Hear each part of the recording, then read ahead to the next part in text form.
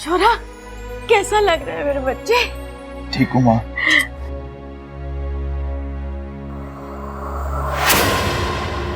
ये हुई ना पहलवान वाली बात। चल अखाड़े में चल, कुश्ती करेंगे। आज मैं तुझे नए दांव सिखाऊंगा। हैं? आजा चल। आ चुप कर खड़क। जब तक हमारा सबल बिल्कुल ठीक ना हो जाएगा वो कुश्ती ना लड़ेगा।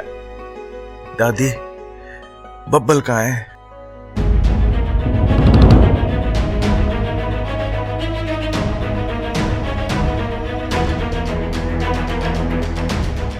क्या हुआ? आप सब चुप क्यों हो? आप लोगों ने अभी तक माफ नहीं करा उसे। छोटा है, गलती तो हो ही जाती है। मैंने तो उसे कब का माफ कर दिया। जैसे मैं हर चीज भूल जाता हूं ना, वैसे मैं उसकी ये गलती भी भूल चुका हूं। और पिताजी, अखाड़े की कसम, ये बात तो मैं लाल किताब में भी ना लिखूंगा। ए भाई, बुला लो ना बब्बल को बुला लो ना। छोटे, बबल को पुलिस गिरफ्तार करके ले गई है। उनका मानना है कि जो तेरी हालत हुई है ना, उसका जिम्मेदार बबल है। सिर्फ क्या बात कर रहे हो भाई? बब्बल की कोई गलती ना है इसमें। उल्टा मैंने उसे दाव में फंसा रखा था, ऐसे हाथ पैर पकड़ लिए थे। वो कैसे मुझे? ए भाई, चलो पुलिस स्टेशन, पुलिस से बात करके बब्बल को छुड़ा के लाएंगे। ना छोरा ना, तू लेटा रे छोरा। देख बेटे, अभी वहां जाने से कोई फायदा ना है। पहले हम कोर्ट जाएंगे, वहां से जमानत लेके आएंगे, फिर उसको छुड़ा के लाएंगे। डॉक्टर साहब आ गए। खड़क सिंह जी। हाँ जी। सबल सिंह जी की रिपोर्ट आ गई। डॉक्टर साहब, क्या लिखा है इसमें? वैसे तो सब नॉर्मल है, लेकिन इनका ख्याल रखना पड़ेगा। इनके शरीर में जो जहर पाया गया है वो काफी जानलेवा है और बड़ी मुश्किल से हमने उसे बाहर निकाला है। हो सकता है उसका असर अब भी इनके शरीर में कहीं ना कहीं हो, इसलिए सावधानी बरतनी होगी और ज्यादा ख्याल रखना होगा। ठीक है डॉक्टर साहब, धन्यवाद।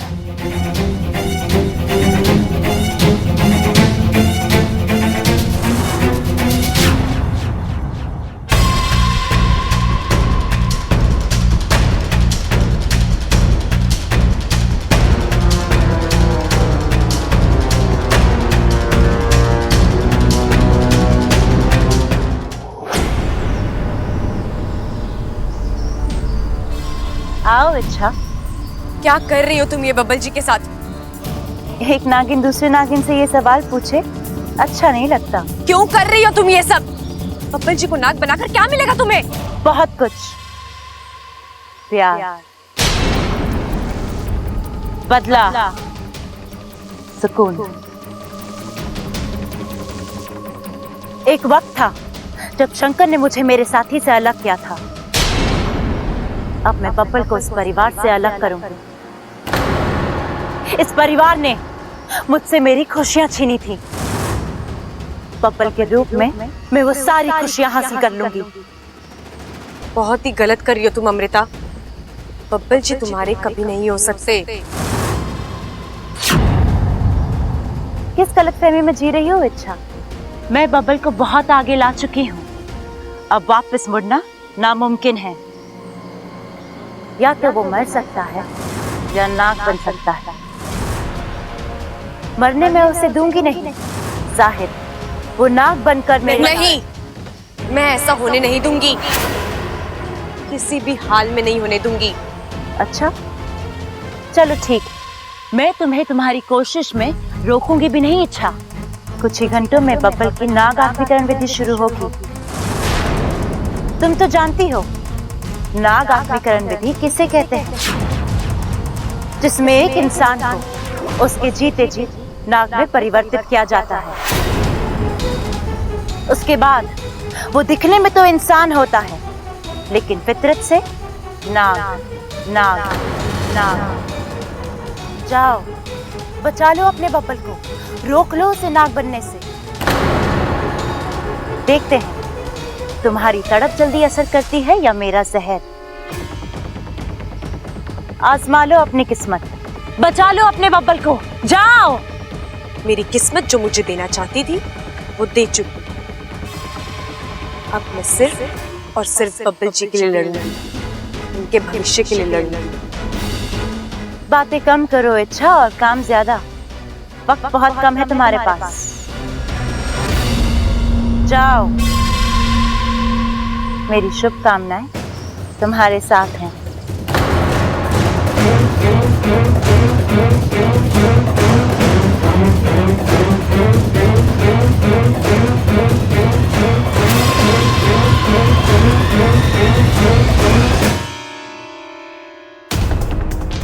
बबल, मैं हाथ जोड़ती, छोड़ दे बेटा।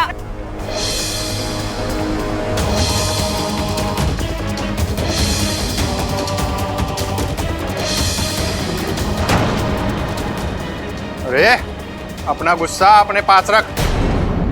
हाथ पटकने से हड्डी टूटती है, जेल नहीं। अरे ये क्या कर रहा है? अच्छा भला आदमी होके सांप की तरह फुफकार क्यों रहा है?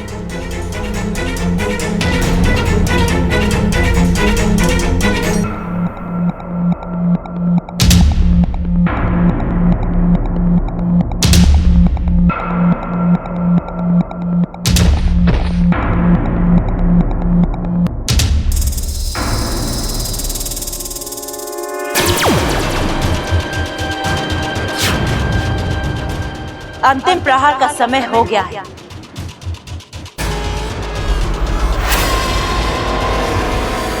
आज नाग आत्मीकरण विधि पूरी होगी। आज बनेगा बब्बल पूरा नाग, और फिर वो चाहकर भी कभी इंसान नहीं बन पाएगा, क्योंकि मेरी दुनिया में आने के बाद मैं इसे कभी अपनी दुनिया में वापस लौटने नहीं दूंगी। ले चलो इसे।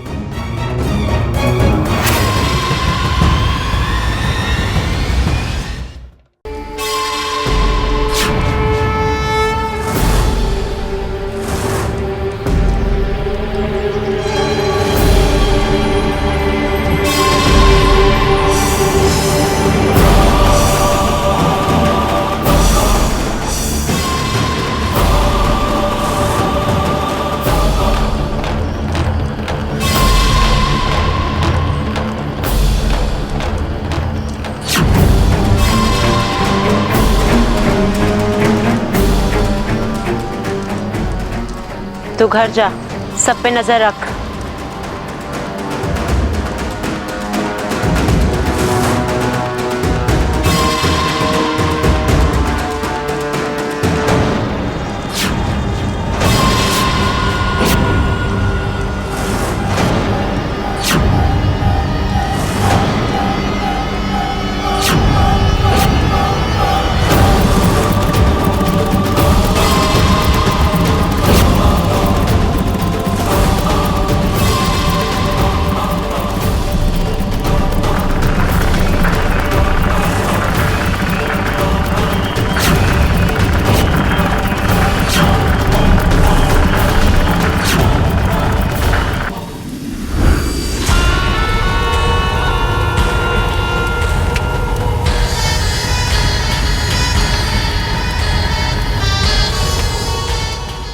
विशैली वाह, मान गए आज हम तुम्हें। तुमने आज साबित कर ही दिया कि तुम हमारी ही बहन हो। क्या मात दी है तुमने आज उस इच्छा को।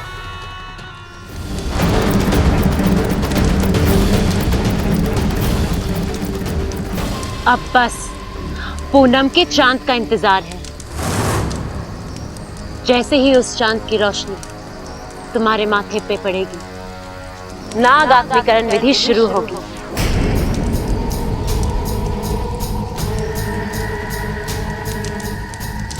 ए चांद, आज तक तुमने कईयों का प्यार देखा होगा, कई प्यार करने वालों का मिलन देखा होगा, लेकिन आज तुम एक अनोखा मिलन देखोगे जो आज से पहले कभी नहीं हुआ, वो आज होगा।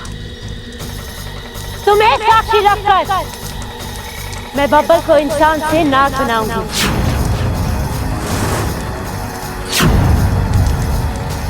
और फिर हम दोनों को कोई अलग नहीं कर पाएगा। यहाँ हम एक होंगे और वहां मेरा बदला पूरा होगा। तुम्हारे पूरे परिवार को मैं जान से मार डालूंगी।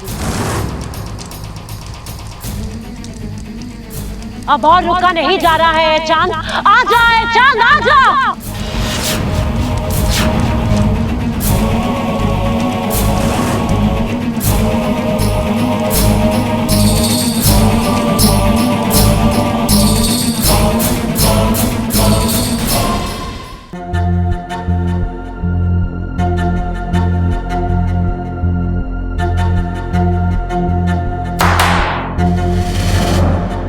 जैन सर, आप शायद ये भूल गए हैं कि ये पुलिस स्टेशन है, आपका बेडरूम नहीं। नहीं सर, हम वो पता नहीं कैसे, मतलब अचानक से धुआं हुआ और पूरी चौकी धुएं में डूब गई। शर्म नहीं आती आपको? ऑन ड्यूटी सोते हो? आई विल सस्पेंड, एक एक को सस्पेंड कर दूंगा मैं। नहीं sir, I am very sorry sir, आगे से ऐसी गलती बिल्कुल नहीं होगी। ना ही हो तो बेहतर है। सुनो, आज तुमने एक आदमी को गिरफ्तार किया है जिसका अपने भाई के साथ झगड़ा हुआ था। जी जी जी। कहाँ है वो लड़का? जी यही लॉकअप में है। उसे अभी के अभी लॉकअप से बाहर निकालो। जी अभी लीजिए, अभी निकालता हूँ सर।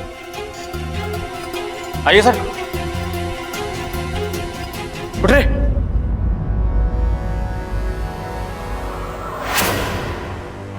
कहाँ है वो? जी यही होना चाहिए था। यही होना चाहिए था मतलब? अरे ये पुलिस स्टेशन है या कोई गार्डन तो कोई कभी भी अंदर आ सके और बाहर जा सके? कहाँ है वो लड़का?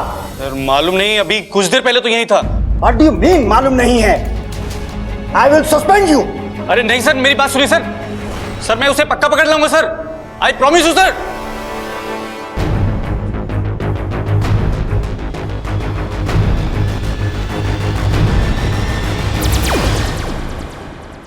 अच्छा बब्बल तो यहाँ है ही नहीं, कहाँ गया?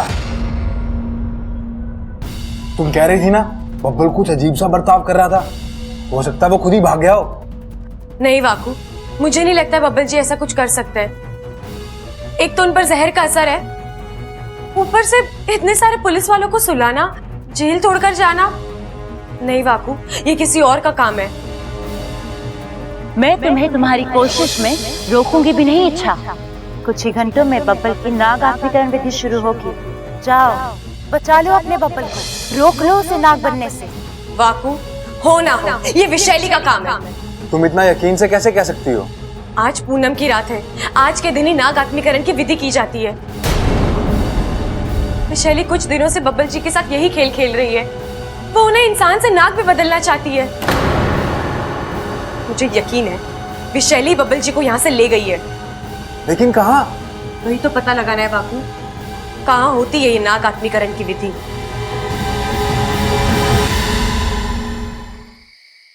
देख सबल, तो अपना ध्यान रखियो, हम लोग बब्बल से मिलके आते हैं। हाँ चलो चलो चलो। दादी दादी दादी, बब्बल जी पुलिस स्टेशन में नहीं है।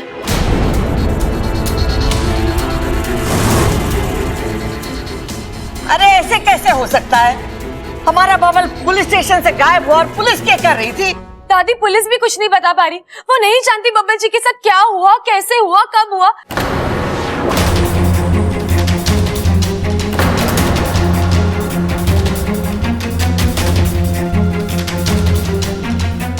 दादी जी, पुलिस का कहना है कि बब्बल जी को किसी ने गायब किया है। समझ में नहीं आ रहा कि बब्बल को कोई गायब क्यों करेगा। मुझे तो लगता है ये काम अमृता का है। हाँ? अमृता ऐसा क्यों करेगी? इसमें उसका क्या फायदा है? हाँ मुझे भी लगता है ये अमृता का ही काम है।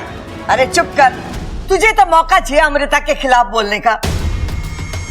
अरे अम्मा जी सही कह रही हैं, अमृता और बब्बल की तो शादी होने वाली है और वो उसका होने वाला पति है, तो वो ये काम क्यों करेगी बताओ? इच्छा, माँ बिल्कुल सही बोल रही है, तुझे कोई गलतफहमी हुई है। नहीं भैया, मुझे कोई गलतफहमी नहीं हुई है। मैं जानती हूँ ये काम अमृता का ही है। छोरी मान भी लें कि तू सही बोल रही है, लेकिन ऐसा करने की कोई वजह भी तो होनी चाहिए। वजह भी बताऊंगी अंकल जी, लेकिन अभी नहीं। फिलहाल आप सब ये समझ लीजिए कि बब्बल जी को अगवा अमृता ने ही किया है। फिर वही ना छोरी ना, मुझे तो अब भी यकीन ना हो रहा है। ठीक है दादी, तो आप अमृता को अभी बुलाइए। उससे क्या होगा? जो मैं कह रही हूँ उसके हिसाब से इस वक्त अमृता का घर पर होना नामुमकिन है, और अगर फिर भी वो इस वक्त घर पर हुई तो मैं मान लूंगी कि आपका विश्वास सही है और मेरा शक गलत है। आप बुलाइए अमृता को। क्या बात है इच्छा?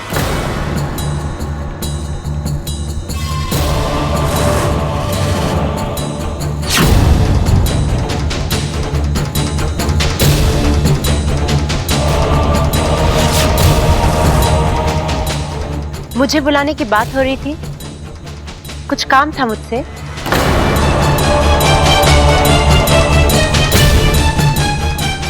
क्या हुआ, बोलो ना। क्या बोलेगी ये? इसकी तो बोलती बंद हो गई है। तुम हमारे सामने खड़ी हो और ये बोल रही थी कि बब्बल को तुमने अगवा करा है।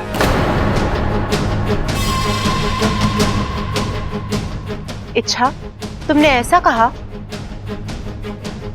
क्या बिगाड़ा है मैंने तुम्हारा जो इस तरह?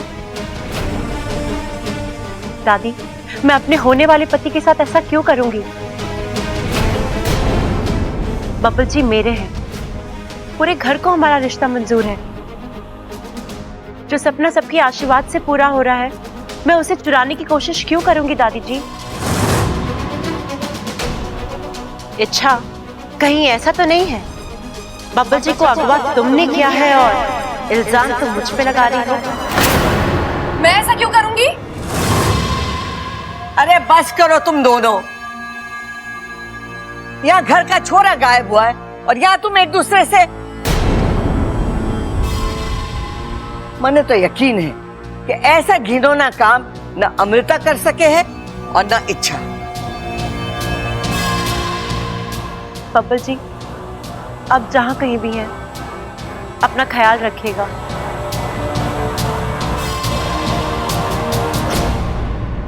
अमृता, मैं जानती हूँ ये सब तुम्हारा किया कराया है, और मैं ये भी जानती हूँ तुम बब्बल जी के साथ क्या करने वाली हो।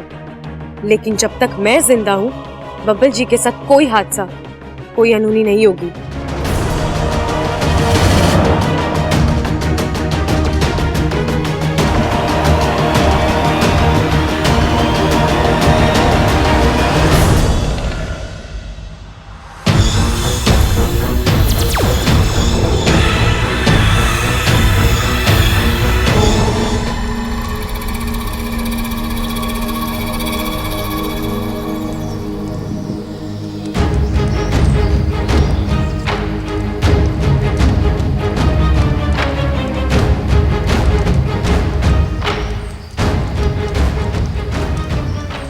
आज पता नहीं क्या हो गया है इसे, कब से देख रही हूँ बादलों में छिप कर बैठा है। मेरे बस में होता तो अब तक खींच कर बाहर ले आ चुकी होती।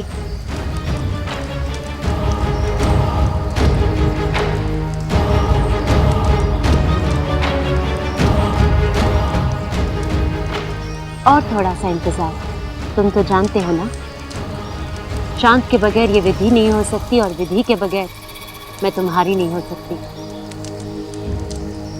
तुम्हें बताऊं ये विधि कैसे होती है? आसमान में पूनम का चांद होगा, उसकी रोशनी तालाब के पानी को छुएगी और उसके छूते ही पानी जगमगा उठेगा और फिर उसमें से निकलेगा एक कलश जो धीरे धीरे यहाँ आएगा तुम्हारे पास, ठीक तुम्हारे सर के ऊपर। और फिर मेरी एक नजर उस कलश में जहर भर देगी, 8 बूंद जहर। और जैसे जैसे एक एक बूंद तुम्हारे सर पर गिरेगी, तुम नाग बनते जाओगे। और जैसे ही आखिरी बूंद तुम्हारे सर पर गिरी, इंसानी दुनिया को अलविदा और नागों की दुनिया में तुम्हारा स्वागत।